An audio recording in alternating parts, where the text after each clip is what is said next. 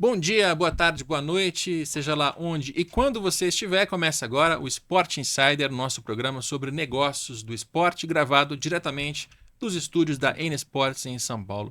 E hoje nós vamos falar com André Rocha, ele é CEO do Red Bull Bragantino. Tudo bem, André? Tudo bem, Rodrigo. Obrigado pelo convite, prazer estar aqui com vocês. E eu que agradeço você ter vindo até aqui. Né? Você trabalha em Bragança Paulista? Não é em Bragança, na verdade, né? O CT fica em Atibaia. Atibaia. Atibaia. Você fica em Atibaia?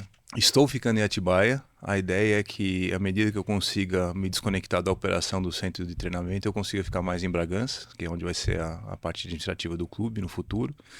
E, eventualmente, eu venho para São Paulo, mas hoje estou ficando mais no centro de treinamento porque eu descobri que depois que a gente cortou a fita, ele não vinha com um manual de instruções. Então, a gente está aprendendo a conduzir o negócio à medida que o tempo passa. Legal. O CEO é uma figura que eu não sei se o torcedor já se acostumou. Eu espero que sim. Mas assim, em português, diretor executivo, talvez seja a palavra que traduza o que você faz. Mas você é a figura mais alta dentro da estrutura profissional. Né? Se fosse um clube associativo, teria ainda um presidente acima de você. Não sendo um clube empresa, né? Uma limitada, inclusive não é SAF, Uhum. é um bom, Boa. bom É bom falar esclarecimento, com né? você porque você já sabe, né? Não é uma SAF. Exato. Muita gente se confunde com isso. Você tem um conselho de administração lá na Áustria. A gente vai entender isso daqui a pouco. Mas para entender essa figura do CEO, né? Como é que é a tua rotina? Você que contrata o técnico, é você que contrata os jogadores, é você que, enfim, como é que você organiza o clube a partir do seu ponto de vista? Legal. Ótima pergunta e me dá a oportunidade também de esclarecer um pouco esse tema. É, não só aqui, mas em a maioria dos esportes coletivos da Red Bull, a gente tem duas gestões que elas são paralelas e são equivalentes do ponto de vista de hierarquia, né?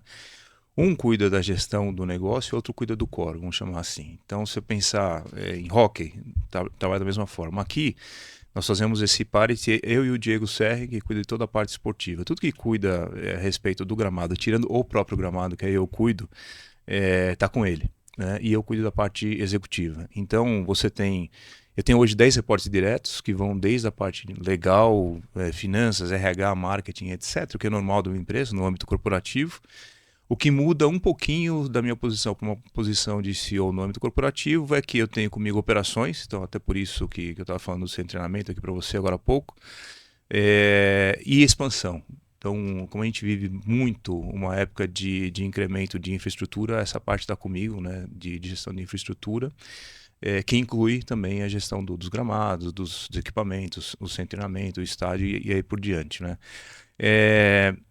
Se for comparar com um clube associativo, a única coisa que tem, que hoje cabe a mim, do ponto de vista institucional, por vivermos no regime presidencial, quem assina pelo clube hoje sou eu, nesse aspecto. Mas isso independe, não muda nada, é uma questão burocrática para uma gestão de instituições e perante os órgãos reguladores, é só isso. Mas do ponto de vista de reporte, a mesma hierarquia que eu tenho, o Diego também observa do lado dele, assim por diante. E a gente troca bastante, né? Comparado com um clube tradicional, é muito pouco, porque você tem clubes aí com 15 diretores, 17 diretores, etc. Só somos nós dois lá. Isso dá uma agilidade enorme, mas também você tem uma sobrecarga de trabalho notória, né? Mas a gente prefere trabalhar assim, tanto eu como o Diego, a gente prefere trabalhar dessa maneira, trocando bastante, trabalhando muito, mas sendo um pouquinho no nariz. E a posição de vocês dois, as posições são vocês estão em paridade, quer dizer, você e o Diego não tem um que é chefe do outro, ou você, como CEO, está acima dele, diretor de futebol, ou sei lá qual é o Não, cargo não, dele? não tem. A gente separa, e como eu te falei, lá fora também é separado, né? Tem uma gestão administrativa, uma gestão esportiva, que ela vai obedecendo a sua equivalência, a sua hierarquia, e aqui a gente segue a mesma coisa. Nós somos pares, nos damos bem. Até hoje não tivemos divergências mais duras de decisão, alguma coisa nesse sentido, que é uma dúvida que eu tenho. Como as hierarquias vão se equivalendo, né, até a chegada no conselho, eu fico imaginando se um dia a gente tiver uma discordância, né? Mas até hoje nunca teve, não testei isso aí ainda. É que conceitualmente isso me intriga muito e eu não sei como resolver, porque eu vejo os clubes de futebol e eles geralmente criam a figura do CEO do futebol, Uhum. que nem deveria existir. Deveria ter um CEO só, que é o diretor geral, e debaixo dele vai ter o diretor financeiro, o diretor de marketing, o diretor jurídico, né? Que tem os CMO, CFO, papapá, aqueles Cs todos. Uhum. E o diretor de futebol ao meu entender, de quem está de fora, falando teoricamente, deveria estar respondendo para o CEO. Só que na prática não é o que acontece. E a sua estrutura está refletindo isso mais uma vez. O diretor de futebol geralmente é um cara que está em paridade com o CEO. E aí, na prática, o que costuma acontecer nos clubes é que o cara do futebol quer gastar, porque ele quer ter desempenho esportivo. Então ele contrata o jogador, ele promete o salário, ele faz a negociação.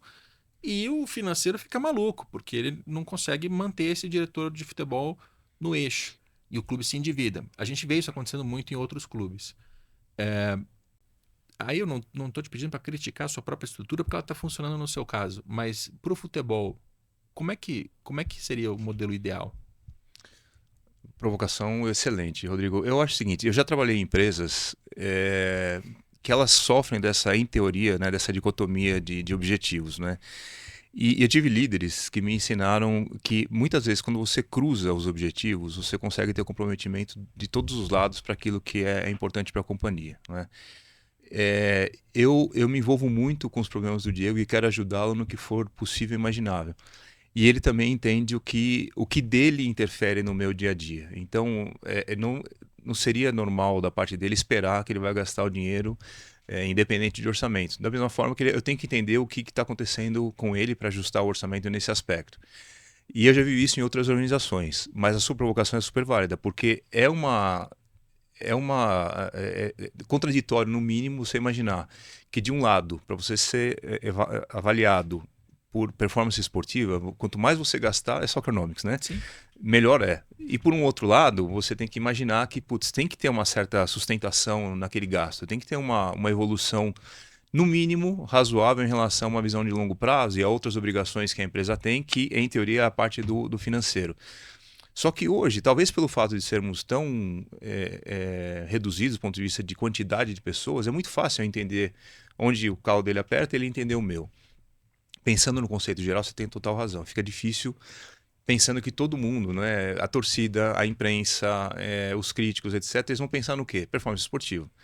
E a gente vê, né, com exceções aí, como por exemplo o seu trabalho, a grande maioria do que transcende e o que faz valer a verdade é o resultado esportivo. Então, mesmo o fator externo faz com que a parte financeira fique no segundo plano, né? E temos sorte de ter algumas pessoas que hoje já estão começando a valorizar a gestão financeira, a sustentação do clube, tanto quanto a parte esportiva. Até porque, minha crença pelo menos, é que uma sustentação de médio e longo prazo financeira, ela deve te trazer, ao longo do tempo, uma situação estável também na parte esportiva, né?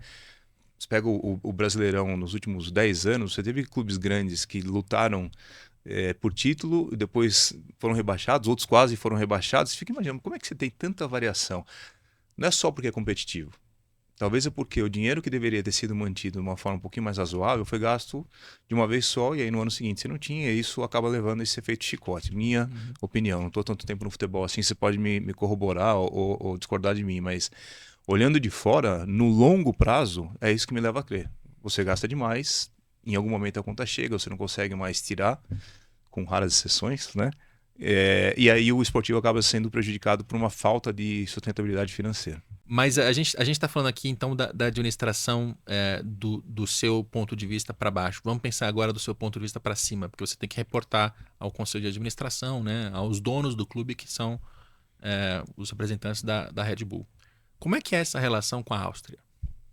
Para mim, super fácil, Rodrigo. E vou te falar mais. Se não fosse com essa configuração, talvez eu não estaria no futebol hoje. Eu tenho uma vida corporativa consolidada, trabalhei aí em várias empresas grandes, de forma longeva, então construí uma carreira sólida.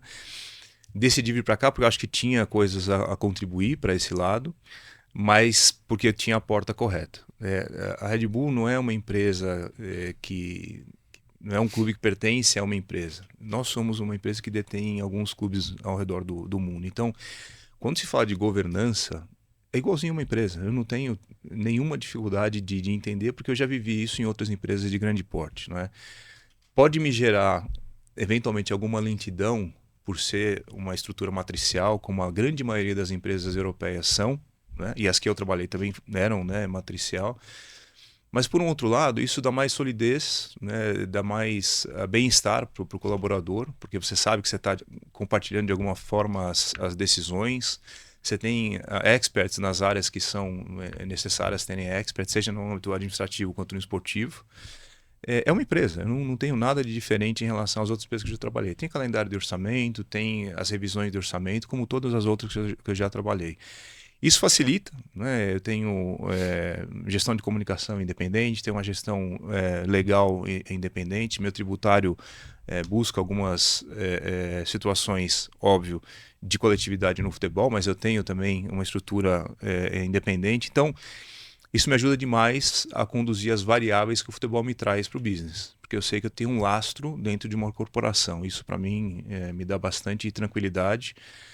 É uma crença de que em algum momento a maior parte dos clubes tende a ficar dessa maneira e a gente tem que estar preparado para esse dia, porque é o que eu torço, né? E é o que eu espero do futebol, mas até lá tem uma trilha ainda gigante a ser percorrida. Mas a Red Bull, além de ter além de ser uma multinacional no seu sentido, né, de financeiro, de marketing, etc, etc, ela tem outros clubes. A gestão do futebol, ela é global ou ela é local? Ou seja, se vocês quiserem contratar X jogadores, a decisão é tomada aqui e acabou? Ou vocês precisam reportar, pegar uma autorização, voltar? Como é que é essa tomada de decisão em relação ao futebol? Ótima pergunta, a oportunidade de falar disso também agora. Você já deve ter lido em algum momento no mundo corporativo a expressão glocal, né? Que é uma estratégia global, global, mas aplicada localmente. implementação local, né? Não faria sentido. A gente está no Japão e no Brasil. Você imagina a diferença de cultura que você tem, só para citar dois exemplos bastante antagônicos, né? Não faria sentido simplesmente fechar os olhos e falar, olha, essa é a orientação global. Existe uma orientação global, da mesma forma que existe para mim, dentro de várias áreas que eu trabalho, né? Mas muito disso você tem uma aplicação local. Né? Antes da gente começar aqui, a gente estava falando das diferentes evoluções ou involuções, eu deveria dizer, né? Do ponto de vista de gestão financeira dentro do futebol. Se eu simplesmente olhasse orientação global, a gente teria que se manter flat, né? Porque entendemos que o futebol não tem tanta inflação. No Brasil tem inflação. E a gente precisa correr com essas situações que são, de um ponto de vista global, eles têm que fazer o papel deles, têm que me forçar a me adaptar à situação, mas é meu papel também levar para a Áustria as realidades que acontecem aqui. Muitas vezes são aceitas, outras vezes são desafiadas, e acho que é o papel da empresa, como toda dona, né? Eles têm que fazer esse papel de desafiar o player local, mas mais ou menos um mix. O que é interessante que eu posso te falar que eu vi isso em algumas outras empresas, o que é bastante específico, eles têm uma matriz global. Então, por exemplo, né? O Bettini, que está conosco aqui, de comunicação. Você tem um cara de comunicação global que ele tem um pontilhado aqui no Brasil. Você pular para o esportivo, você pensar em performance daquele outro profissional que a gente estava falando ali atrás, ele também tem um cara global que tem um pontilhado, eles têm um reporte mensal, eles têm funções de reporte físico com relatórios que eles podem acessar e mesmo pessoal. Então tem visitas frequentes, tem uma questão, é muito parecido com a multinacional, vamos dizer assim, né? A única diferença é que a gente tem podido cada vez mais desafiar, dado o cenário complexo que o Brasil tem enfrentado no âmbito de futebol, desafiar esses dogmas globais, né? Tá. Então isso ajuda, acho que ajuda para eles também, para a gente tentar se manter de uma forma ou outra competitiva, e da nossa parte também de buscar alternativas. O Jürgen Klopp tá na Red Bull, ele, se eu não me engano, é o diretor esportivo geral do grupo. Geral, exatamente. Ou seja, em algum momento o CR tem que submeter a ele a estratégia, o que está acontecendo. Exato. E a minha grande dúvida ali era se nas micro decisões tudo precisa ser passado, porque isso envolve lentidão na tomada de decisão, né? Comparando aqui com a 777, que já sucumbiu no Vasco, Uhum. a reclamação que eu ouvi muito no caso deles era de que na hora de contratar um jogador, o Vasco perdia atletas porque o diretor de futebol do Brasil tomava a decisão de contratar determinado jogador, fazia a negociação, fechava valores, só que ele tinha que passar por uma estrutura da 777 que estava engessada, que estava travada, que tinha que ter sido... Tinha uma decisão a ser tomada fora do Brasil. Nessa de ir e voltar, o atleta já tinha esperado 2, 3 semanas, veio outro clube e levou.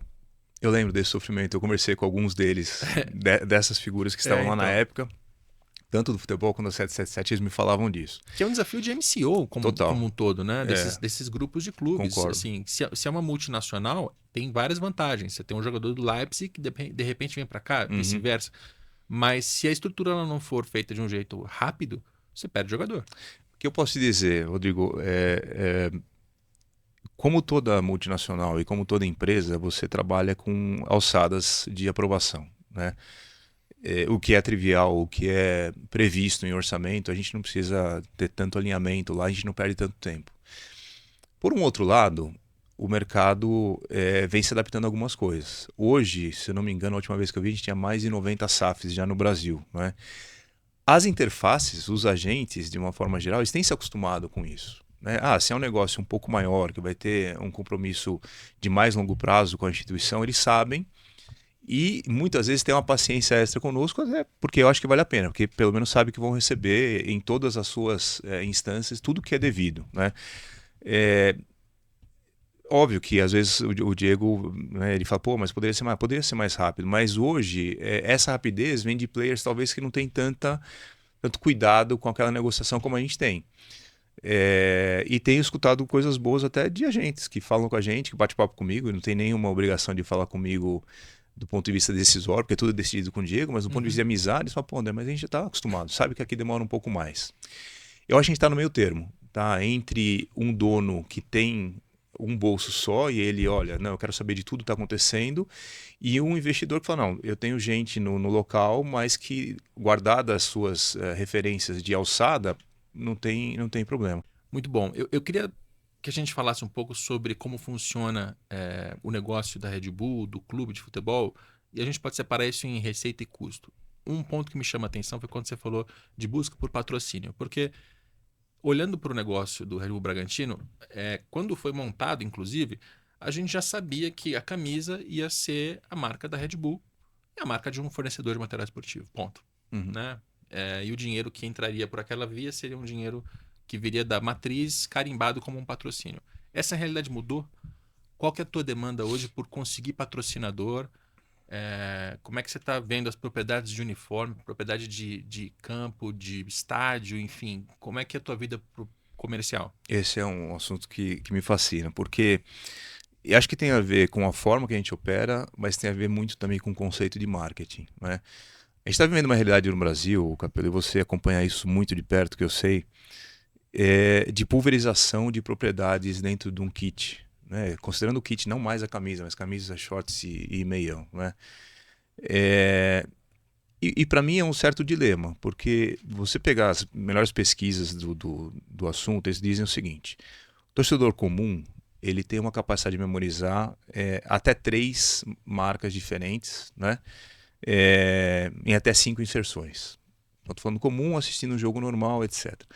Hoje, a média brasileira são de 9 marcas e até 15 inserções. Quer dizer, está fora do contexto, está fora da capacidade de absorção, que é o primórdio básico do marketing, né? De ter o recall, do cara pensar em você no dia seguinte, eu vi isso em algum lugar, né?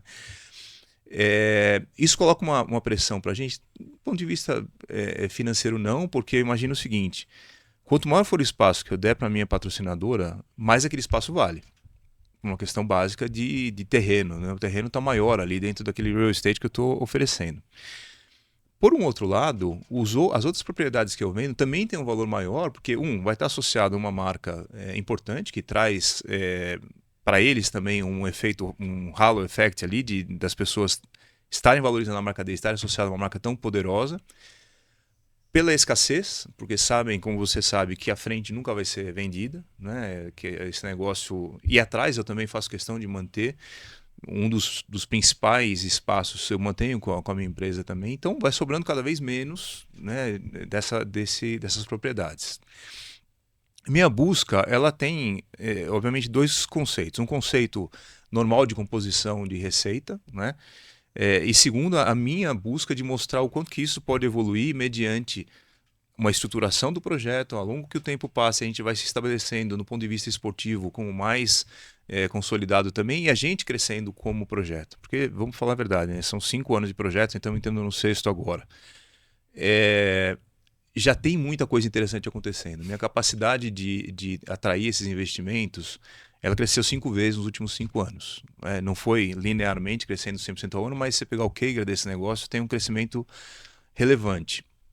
E isso quer dizer que também a propriedade que eu estou dando para a Red Bull também cresceu nessa mesma grandeza, porque ela é a principal dentro desse kit que eu estou apresentando. Você vai perguntar, mas você tem essa necessidade? Se for parar para pensar, eu não morreria se eu não tivesse essas outras. Mas eu também preciso pensar que quanto mais eu desenvolver isso na capacidade interna nossa, melhora a minha relação até com a matriz. Esse é um ponto de vista que nunca me cobraram quanto profissional, mas eu como pessoa física me cobro. Eu quero ser melhor a cada ano, eu quero desenvolver mais a cada ano para que, de uma certa forma, eu também entenda que eu estou contribuindo para o negócio. Né? O valor de Red Bull para nós, ele é intrínseco ao projeto. Quem teve a ideia, quem colocou o negócio de pé, o ovo de pé, foram eles e a gente quer trabalhar dessa maneira. Mas eu mostrar que eu estou fechando um patrocínio X ou Y e cada vez valorizando mais, também mostra para a companhia que eu consigo agregar para aquilo ali. Tá? E reduz a dependência Total, também, né? A total. questão acho que é essa. Você tem uma demanda por competir, você vai ter que gastar cada vez mais, a gente vai falar sobre isso daqui a pouco. E nessa busca por gasto, você depende de receita. Se a sua receita estiver sempre dependente da Red Bull colocar o valor de patrocínio, a sua rotina vai se restringir a voltar para a Áustria todo ano e dizer, olha, eu preciso de mais. Eu Exato. preciso de mais. Eu preciso de mais. O que você está fazendo sem esculhambar a camisa, né? Sem colocar um monte de marcas, abrir um espaço comercial aqui, abrir outro ali e baseado na escassez, na percepção de valor que se tem pelas marcas envolvidas, gerar receita em algum lugar. Sem dúvidas. E tem Resumir direitinho? Perfeito. Dá para dar aula já no tema. Tem uma outra propriedade que eu não falei aqui que eu acho importante a gente levar em consideração. A gente estava jogando num estádio que para nós uma série de aspectos culturais, emocionais, que era importante, etc. Mas é um estádio de 70 anos. Né? E agora a gente mudou para uma localidade que ela é temporária, todo mundo sabe, a imprensa sabe, o torcedor sabe, mas que foi construída ano passado. Então, do ponto de vista de acesso, do ponto de vista de experiência ao torcedor, eu estou falando de alguma coisa de 2024, não estou falando mais dos anos 50, dos anos 70, nada disso. A valorização da marca que me pagava X para estar no outro estádio, ela é X mais essa valorização, essa modernização que está lá agora. E eu estou num processo, né, você sabe também, de construção da arena, que vai, de novo, me trazer essa possibilidade de, não só do valor per si, mas também de outras formas de ativação. Por exemplo, como o naming rights, o sector naming rights, esse tipo de coisa que está tão em voga nos dias de hoje. Né? Então, sim, você matou a charada, né? É cada vez mais depender menos, né? Uhum. E trabalhar com o que a gente pode prover no local, imaginando que eventualmente, né, a gente deu alguns passos para trás, mas uma liga deve sair. Isso deve fazer com que eu, per si, fazendo parte dessa liga, eu também deva aumentar a minha participação desse bolo. Tudo isso eu acho que acaba valorizando o ativo local. E tem mais um ponto que eu acho que na hora que você me perguntar de despesas e receitas, eu vou entrar, que é uma outra composição de receitas super importante e que a gente trabalha de uma maneira bastante peculiar também. Mas eu vou falar daqui a pouco. Deixou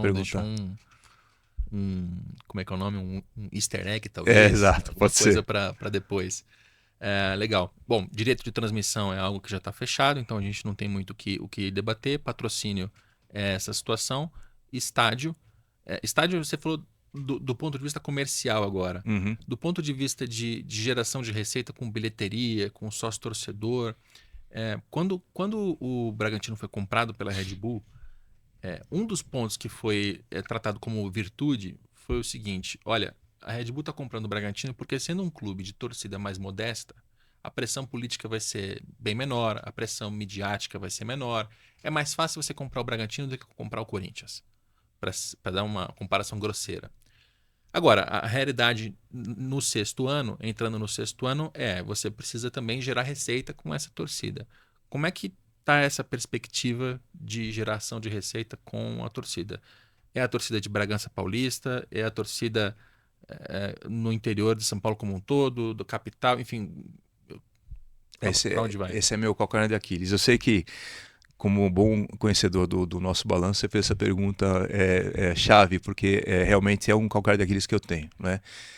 Eu acho que a evolução, ela não veio na velocidade que a gente esperava, e acho que também não, boa parte disso partiu da nossa inconsistência de gestão. Tá? Eu sou o terceiro dessa cadeira, passaram outras pessoas aqui, independente de quem está certo ou está errado, mas você tem uma forma de gerir isso daí. Né? A minha forma é extrair ao máximo que eu puder de Bragança Paulista, porque é a minha cidade. É a cidade onde as pessoas amam o clube, onde você pode ter tido algum tipo de separação consensual por um período, porque nós tivemos períodos de menor desempenho esportivo, isso é normal, afasta, né? O maior ponto de conexão de um clube com o seu torcedor é o desempenho esportivo, não tem como negar isso daí. E aos poucos vai voltando, né?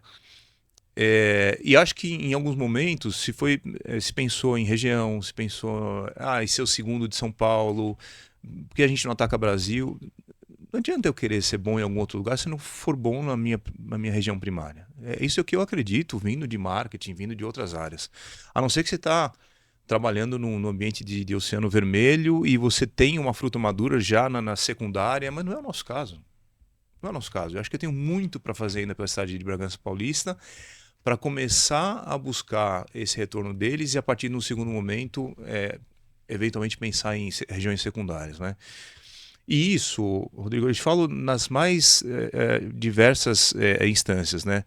Desde o cara que vai no estádio, do cara que se declara torcedor, mas não vai no estádio por algum motivo, né? O cara que admira o futebol, como nós admiramos outros esportes também, e eventualmente você pode até assistir para ver o show. Acho que você, não sei, mas quando você vai nos Estados Unidos, você quer assistir um esporte de outra liga, pelo que é de entretenimento, ou você vai numa NBA, numa NFL, só pelo fato de estar lá, não necessariamente por torcer. E eu sei que o futebol é super popular, mas antes de pensar nesse cara, que seria o meu terceiro tier de interessado, eu tenho que pensar no torcedor bragantino que vai, depois no torcedor bragantino que não vai, por que ele não vai, o que eu posso fazer para mudar esse cenário. Eu tenho sorte de ter um time maravilhoso que me ajuda nesse aspecto e comprou comigo essa briga. Estamos muito próximos, né, da comunidade, de regiões mais populosas, menos populosas, mais perto, mais longe do estádio, mas acho que a gente está longe ainda de extrair o máximo desse potencial. E hoje, se você olhar o meu balanço, realmente é a parte que está mais flat ali, e eu já deveria estar, dado o desempenho esportivo que a gente teve, em média, né, durante os últimos 5 anos, eu já deveria estar entregando alguma coisa melhor. E acho que a gente não deu a atenção necessária a esse ponto que pudesse já colher os frutos agora, tá? Mas eu tendo a concordar com a sua leitura atual, assim. A cidade de Bragança Paulista é a casa do Bragantino, né? E até se você tenta tirar e levar para outro lugar, eu acho que por questões culturais nossas, pegaria mal com outras pessoas, com outros torcedores. Não é só na mídia, mas eu acho que de maneira geral, porque quando a gente vê a compra do Bragantino, o torcedor purista, ele já olhou com olhos meio tortos, assim, com o nariz meio torto, do tipo, puxa, ó, tomou um atalho para chegar na Série B, porque o projeto da Red Bull, que estava na Série D, não conseguia subir. Então já tem aqui uma má vontade de algumas pessoas mais puristas. E aí você chega em Bragança Paulista, assume um clube. Houve, não tem como negar também, uma descaracterização do time, porque era um time preto e branco que passou a ser um time preto, branco e vermelho. Era um time que chamava Bragantino que passou a ser Red Bull Bragantino. E todo mundo entende a importância financeira, de valorização, de qualificação. Um time que era de Série B, Série C, que agora está na Série A, consolidado. Então, a virtude todo mundo conhece, mas a gente sabe também da descaracterização que envolve. Você se distanciar demais da comunidade local é um risco muito grande, assim. Querer buscar um outro torcedor em algum outro lugar sem buscar esse vínculo com a pessoa, né, com o seu torcedor original, é um risco bem, bem alto. Então, acho legal que você esteja tentando reconectar com a cidade, sabendo que ela tem limitações demográficas, né? Não é a cidade mais populosa do estado, tem limitações financeiras, enfim. Demográficas e geográficas, Sim, porque eu sim. estou muito perto de um polo que tem clubes grandes, né? Não impede que pessoas morem em Bragança e torçam pelos grandes de São Paulo. mas eu tenho que lutar com isso e contra isso, não é? Meu plano de sócio-torcedor, ele tem evoluído ano após ano. A gente tem feito coisas extremamente inovadoras, como levar o pessoal para esse jogo da Champions League lá fora, de clubes nossos. O ano passado tivemos Nova York. Enfim, a gente está fazendo coisas bastante diferentes usando o mundo Red Bull, mas eu mantenho um preço dele, né? O ticket é bem baixo, né? Então ele não consegue compor de uma maneira que você vê uma evolução Na em reais. receita. Exatamente. Exato. Mas, por um outro lado, eu começo a ganhar em fidelidade, que já é um ponto importante. Sim. Já é um ponto importante. Então, eu começo a ver paulatinamente uma evolução de presentes no estádio, eu já começo a ver a participação desse torcedor no plano. Então, quando você começa a trabalhar com pontos e recompensas, etc., você vê uma evolução disso daí, é bacana. Ele está interagindo, ele está entendendo qual que é o ponto desse negócio.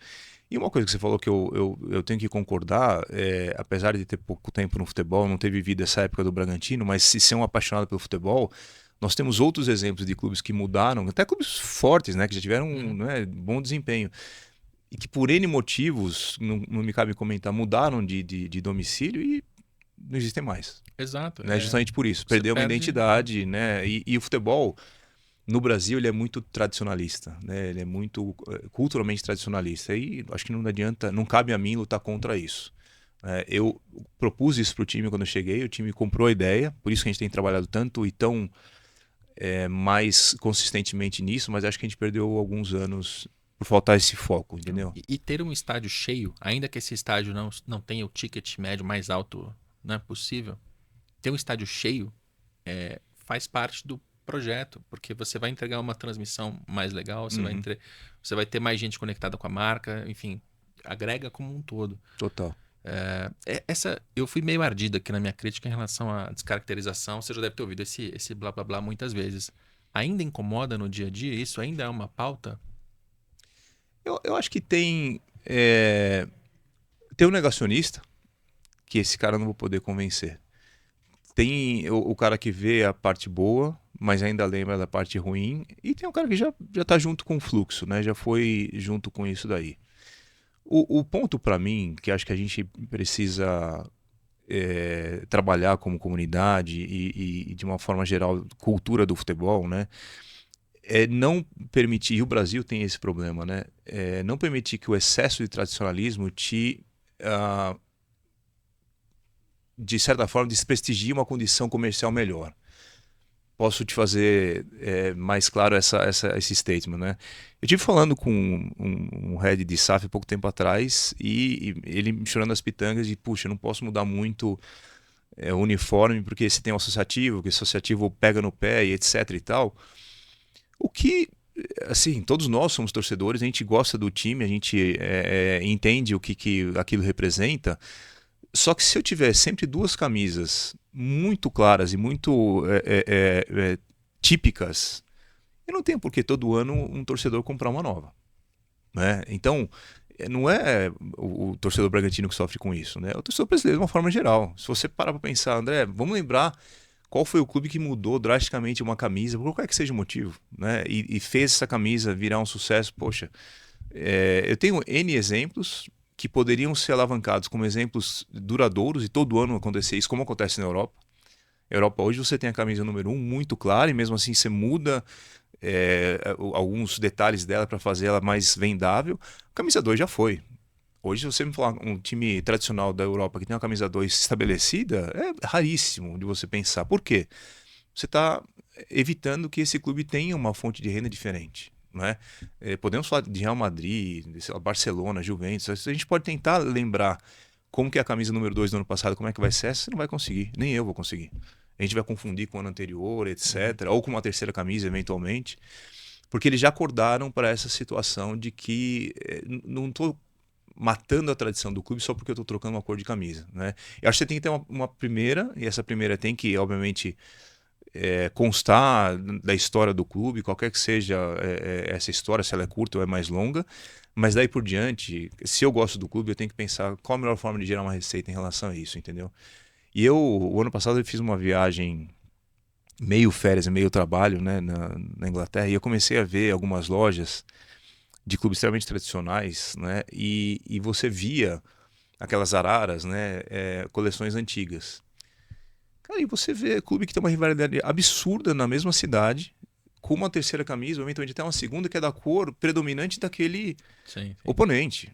Né? Posso falar de Manchester aqui, um com a camisa vermelha, que é do. E vice-versa.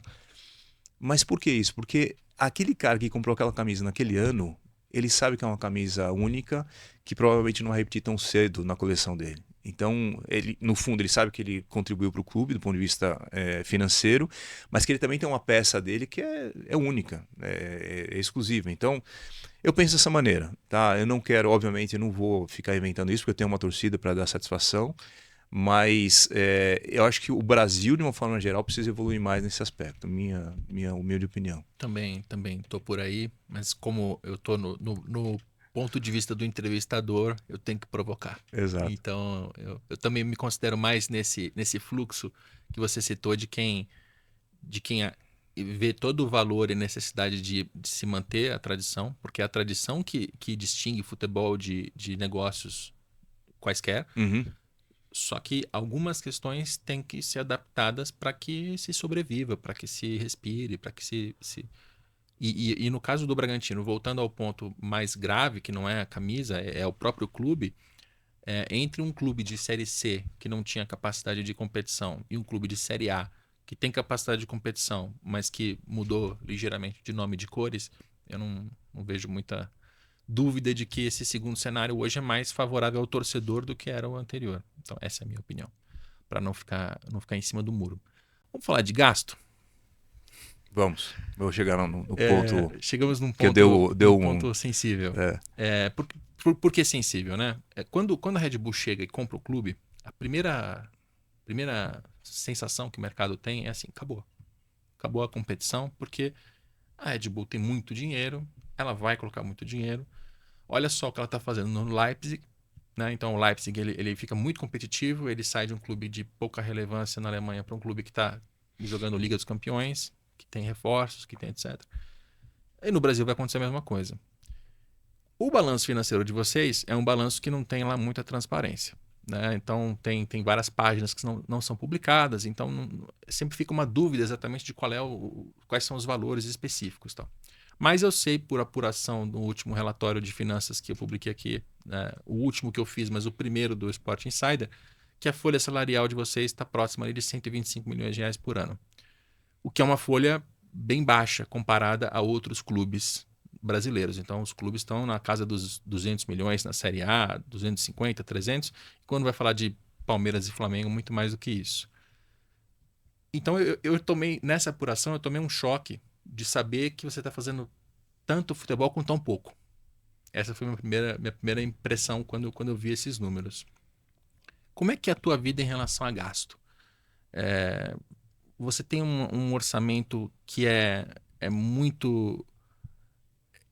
Quanto que ele é apertado de cima para baixo, vindo da matriz? Quanto que você pode gastar além? Enfim, como é que é a tua vida? Primeiro, uma questão mais ampla. eu vou me alongar um pouco, tá? Se você me permite. Acho Por que tem favor. várias perguntas da mesma e uma resposta que ela vai se encaixando uma na outra, né? Todo mundo sabe, quem acompanha os projetos da Red Bull ao longo do mundo, né? Que ela tem um caminho que ela está acostumada a percorrer. Então, quando a parceria começa, a primeira coisa que se fala é profissionalização.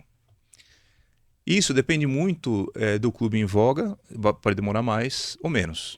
E isso você já tem uma alavancagem importante de custo, porque você sai de um clube associativo, né? Imagina, estamos falando de futebol, mas isso se aplica a praticamente todos os negócios da Red Bull.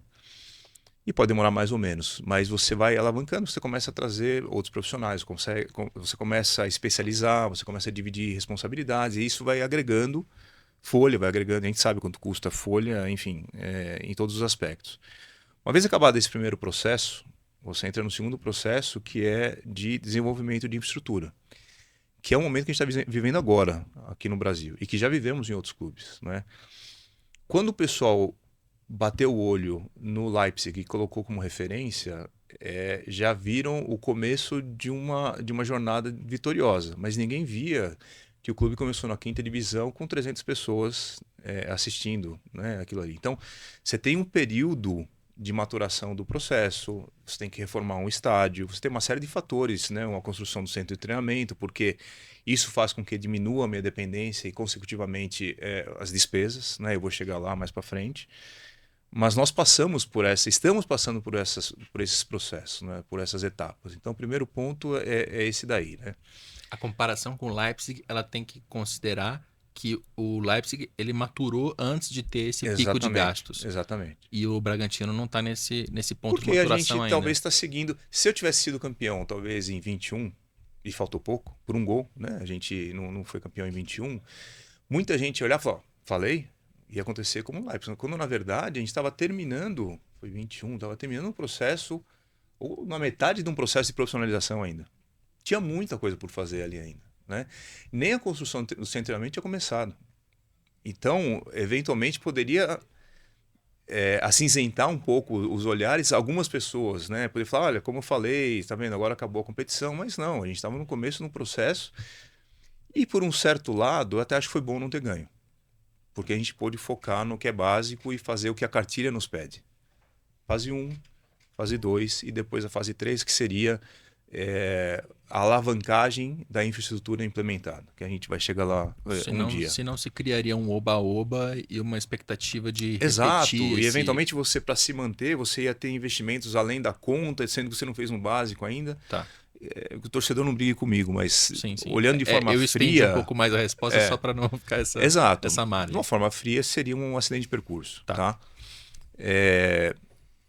Bom, voltando à resposta que eu estava te dando.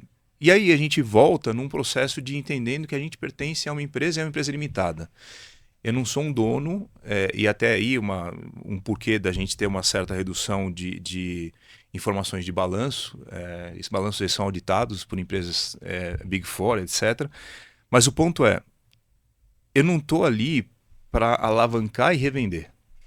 Eu estou ali cuidando de um ativo, de alguém que está buscando uma sustentação financeira no longo prazo, e todos os processos da Red Bull têm por pano de fundo longo prazo. Você pode colocar Fórmula 1, você pode colocar skate, qualquer matéria nesse sentido tem um foco de longo prazo. E que tem que ter muita governança para esse negócio ser entregue. Muita governança. Então aí já vou entrar na segunda parte da sua pergunta dentro da minha resposta. Sim, eu tenho um orçamento, esse orçamento é duro, é um orçamento que ele é apertado, considerando tudo que eu tenho que fazer com esse dinheiro. Se eu pudesse pegar esse dinheiro e colocar todo ele em campo, provavelmente eu não teria todo esse dinheiro, né? Porque eu estou direcionando muita coisa disso para infraestrutura, ainda algum resquício de profissionalismo, porque o clube ainda é super pequeno, então eu preciso ainda colocar algumas posições nessa equipe. Mas que eu trabalho, e eu vou te passar mais ou menos como é que a gente faz, né? Entre setembro e outubro a gente vai para a Áustria. Apresenta o plano do ano subsequente. Uma vez que eles aprovam, isso é imutável. E é para o ano subsequente. Então, você como inteligente que você já deve estar pensando, pô, mas ainda tem 2 meses de brasileiro. Pois é. Você tem que lidar com isso. Imaginando que eu sou uma parte de uma série de companhias que vão lá apresentar ao mesmo tempo. Então, não sou só eu. Não faz esse negócio só para mim. Então, para nós aqui no Brasil, é um momento inglório de fazer esse... Já tivemos variações bizarras em função disso. O ano passado nós fomos apresentar, eu e o Diego, a gente estava em 12º, se eu não me engano, do campeonato. Era plausível se pensar até em Copa Sul-Americana. Então você vai lá, coloca um orçamento considerando uma participação do Sul-Americana, se você não tem, você já tem um prejuízo para você ir atrás. E no fim do campeonato vocês estavam lutando para não cair. Para não cair. Então olha só a situação. E eu não gasto mais ou menos porque eu tô para cair ou para entrar numa Libertadores. Meu orçamento é o mesmo. E ele é batido 14 meses antes desse negócio começar. Então, uma vez que se bateu, começa o ano fiscal em janeiro, não tem uma discussão. É aquele plano que foi no último quarto do ano passado foi fechado. André, pode haver uma exceção? Lógico que pode. Ainda mais se eu proporcionar essa exceção. Se eu conseguir economizar em alguma linha ou outra e numa emergência do Diego, a gente pode realocar isso desde que a parte final não seja impactada. Então, na minha gestão, isso nunca aconteceu.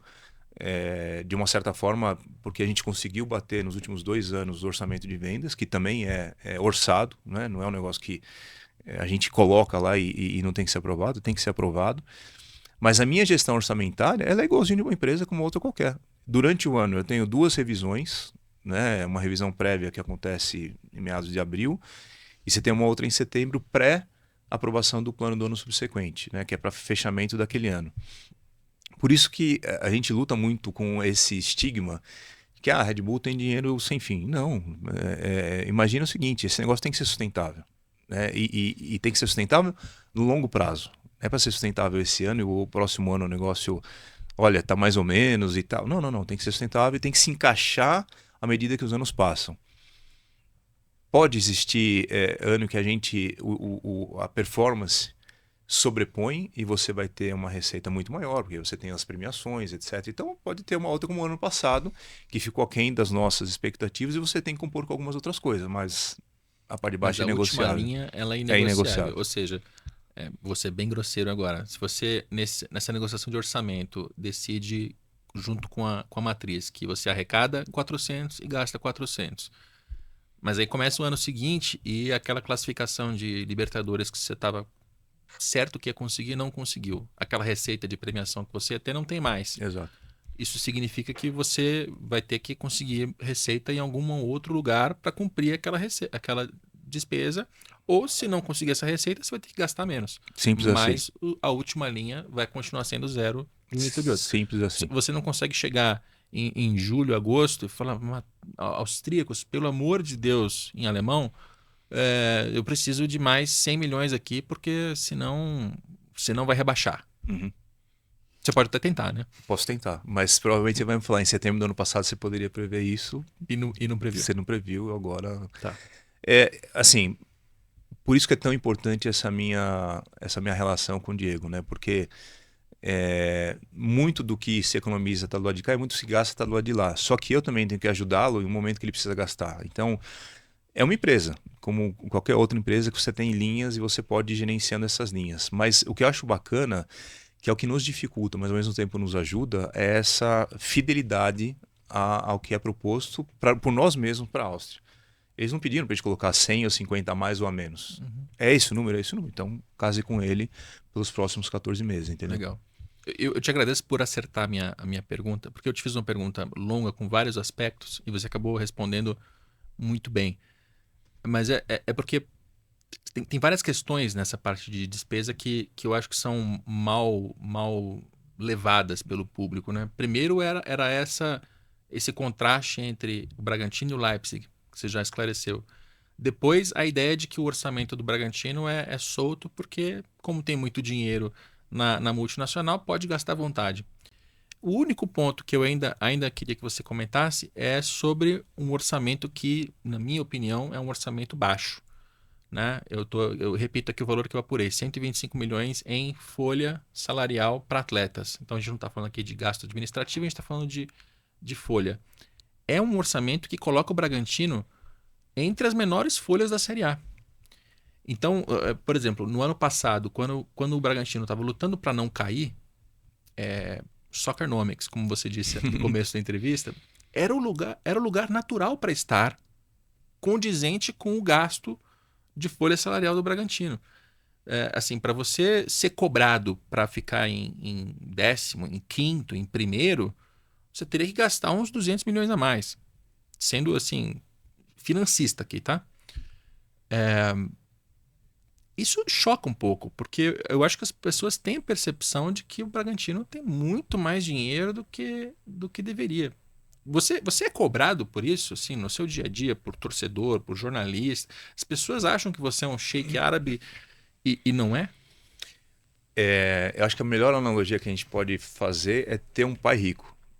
Ter o pai rico não necessariamente faz o filho rico, né? Tem uma série de lições que a gente pode tomar do mundo corporativo e societário de que uma boa gestão de um pai não necessariamente significa a perpetuidade do negócio, porque o filho ou talvez a terceira geração acaba destruindo aquele negócio.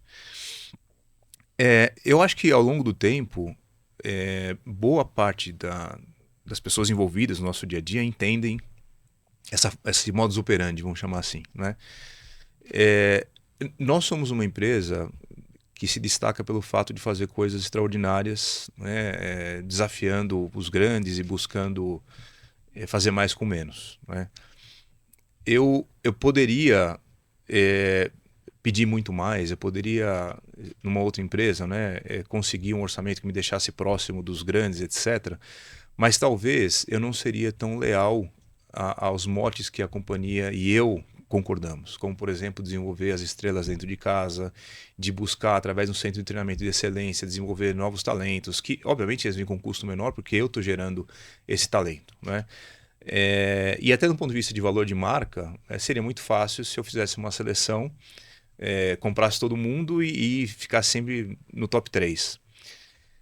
Ainda não é valorizado da forma que eu acho que deveria. E aí eu estou puxando a sardinha para o meu lado, as pessoas podem concordar ou não, mas eu chegar num nível de investimento que eu chego, num sexto lugar de campeonato brasileiro e tendo brigado 70% do campeonato contra os grandes, né, ditos grandes, pelo investimento, né, deveria ser muito mais valorizado pela mídia especializada, pela torcida, pelos apaixonados pelo futebol, do que o simples fato de eu chegar e gastar um montão, não pagar e conseguir chegar Sim, no sim. top 3, no top 4. Infelizmente, a gente não está ainda nesse processo de maturação do ambiente futebol.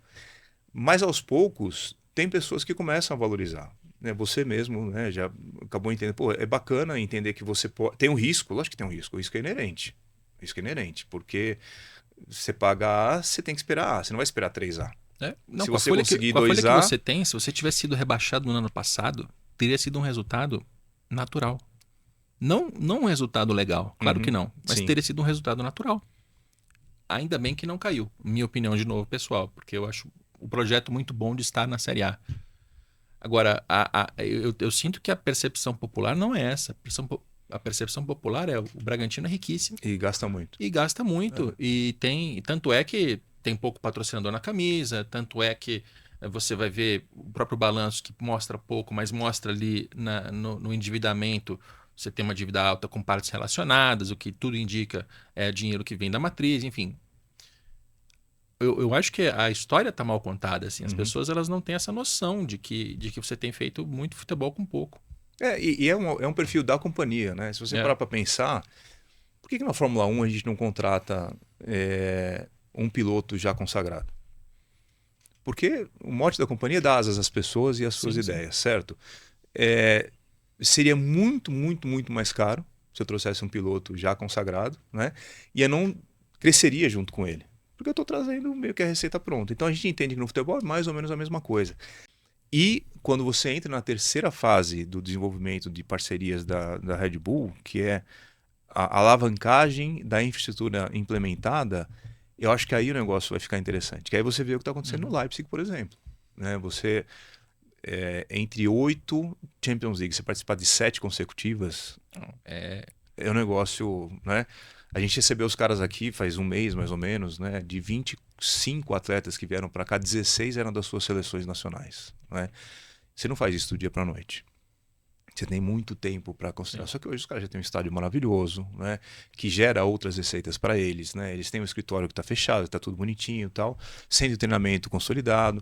Então, não dá para você acelerar demais os processos, né? Eu costumo brincar que 2 moças grávidas não fazem um bebê em 4 meses e meio, né? A gente tem que viver esses processos para poder alavancar e usufruir E, esse momento lá na frente. e essa frequência que você cita do Leipzig na Champions, eu vou usar isso para fazer minha última pergunta. Ela gera mais exposição para o clube, gera mais receita, todos os assuntos que permeiam aqui a nossa conversa, mas no fim do dia também gera mais exposição para a Red Bull.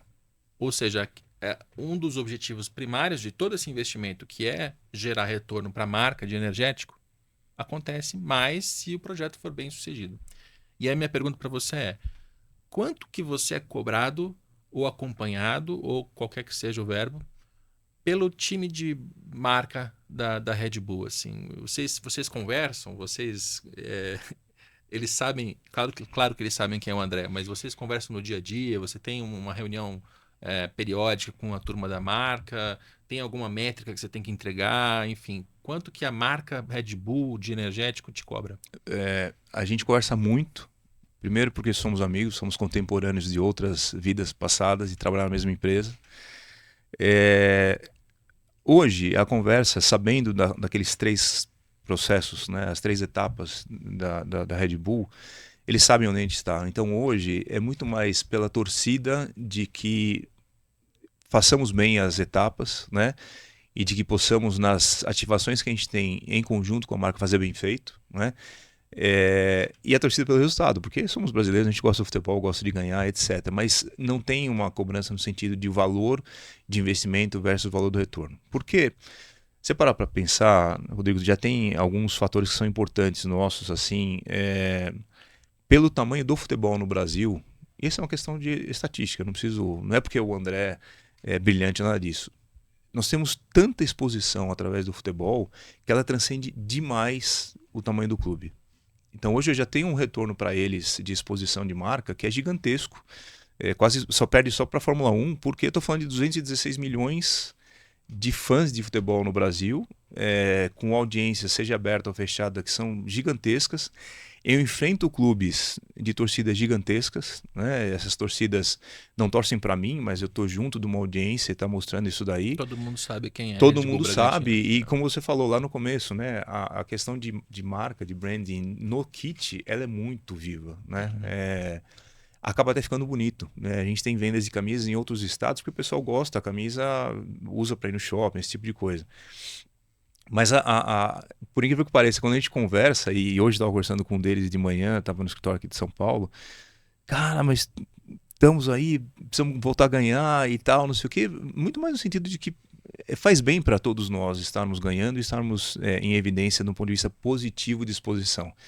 Porque cá entre nós, exposição por exposição, tempo de mídia, você está brigando pelo rebaixamento, em teoria traz quase a mesma coisa, de tempo de mídia. Não é isso que a gente quer. Talvez até mais, né? Talvez até mais, dependendo contra quem se está brigando. Às vezes o meio de tabela meio morno ali. Exato, não te traz tanto. Mas o que a gente quer é essa qualidade de falar, putz, estamos fazendo coisas diferentes, né? A gente, em 3 meses, maio, né? 3 meses que a gente teve do Estádio Novo, a gente já conseguiu fazer um jogo da seleção brasileira feminina lá, contra uma seleção de primeira linha, que foi do Japão, né? Que traz um negócio gigantesco para a marca e para a cidade de uma forma geral. Nós trouxemos um clube de Champions League para fazer uma pré-temporada aqui no Brasil, que é um negócio impensável há tanto tempo. Por quê? Porque eles me deram um centro de treinamento de última geração, que eu não vendo, não tem marcas lá, até porque não vai a TV, esse tipo de coisa, mas o fato de estar podendo trazer o pessoal, eles ficarem aqui e gerar uma semana de leads e de impactos de mídia, etc e tal, eu acho que você começa a ticar umas caixinhas que isso é branding, não é só a questão de ser campeão, etc, porque quem que pode fazer isso no Brasil hoje? Todo mundo, assim, não todo mundo, mas você tem uma boa parte de primeira divisão que tem CTs maravilhosos. Você tem um clube irmão que você pode trazer e convidar para... Não tem. A gente tem, né? Durante uma semana que a gente estava lá, conseguimos colocar o mundo Red Bull junto com esses 2 clubes. Então, tivemos interação de surf, tivemos interação de skate, de embaixadinho, quer que você queira nominar, né? Dos esportes radicais. Então, isso acaba construindo um poder de marca espetacular para todo mundo, né? Até para aquele meu patrocinador, que ele sabe que ele tem um pedaço secundário aqui, mas numa situação dessa, eu estou colocando ele do lado de um Pedro Scooby, do lado do Sandro Dias. Ele se vale do relacionamento, ele se vale de uma série de outras entregas. Quanto vale ficar abraçado com Xavi Simons ou com qualquer outro atleta de seleção europeia? Qual clube pode prover isso para ele? Então tem outras formas de você gerar valor que não necessariamente. Mas você precisa pegar tudo isso, botar num relatório e entregar para eles, ou não tem essa obrigação? A gente tem esses relatórios, eles mesmos geram esses relatórios. Eles fazem lá. Geram. Então no fim do dia, eles tem, realmente tem dono, né? eles te cobram por vitória mesmo. Eles querem dúvida. que você ganhe jogo. A parte de marca está muito bem coberta. Você não é cobrado pelo time de... Está coberto. Não, porque tem dono, né? O capital tem dono, então você precisa dar conta para isso. E o que eles querem é que justamente a gente gere conhecimento para esse negócio, né? E o que a gente tem tentado fazer no dia a dia. Muito bem, maravilha. André Rocha, CEO do Red Bull Bragantino. Obrigado mais uma vez pela participação aqui no nosso videocast. Obrigado, Rodrigo, pelo convite. Papo maravilhoso e ficamos abertos para um próximo convite. Muito bem. A você que nos assiste também, obrigado pela audiência até aqui. Repito mais uma vez, Sport Insider, em parceria com a N Sports. Estamos gravando no estúdio da N Sports em São Paulo. E não deixe, claro, de se inscrever na newsletter do Sport Insider e aqui no YouTube da N Sports fazer toda aquela cartilha que você já conhece. Então, ativar o sininho, deixar o seu like, o seu comentário, a menos que seja para me xingar. A gente se vê na próxima sexta-feira. Tchau!